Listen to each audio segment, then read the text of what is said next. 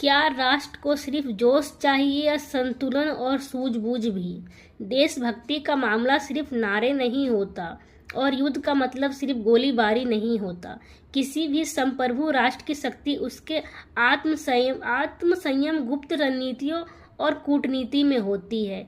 जब हम पीछे मुड़ के देखें तो लगता है कि हमने कुछ ऐसे फैसले का बोझ उठा लिया है जिनकी कीमत हम अब तक चुका रहे हैं। सीमा पर तनाव नया नहीं है, ये नेहरू के समय भी था, शास्त्री, इंदिरा, वाजपेयी, मनमोहन सिंह के समय भी था। लेकिन इन सब ने एक बात सिखाई है, संयम रखो पर मजबूती से खड़े रहो।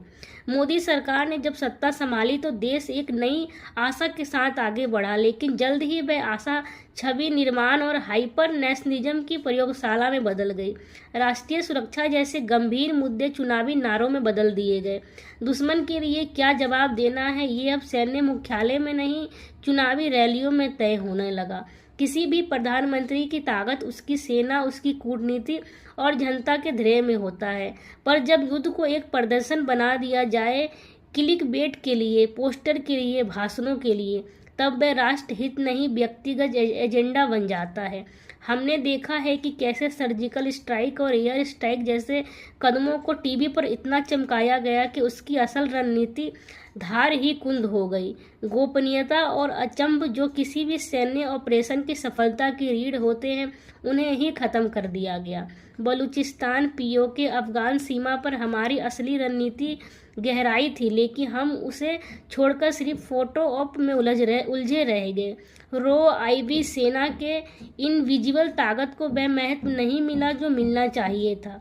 दुनिया के दो न्यूक्लियर देशों में अगर टकराव हो तो जवाब सोच समझ कर दिया जाता है, लेकिन यहाँ हमने पहले भीड़ में आग भड़काई, फिर खुद उसी आग में झुलसते चले गए।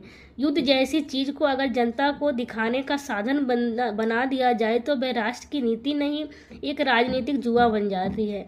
हमारी सेना ने कभी पीछे नहीं हटने की कसम खाई, लेकिन नेतृत्व वही होना चाहिए जो सेना को राजनीति से बचा के सिर्फ राष्ट्र हित में फैसले लेने दे।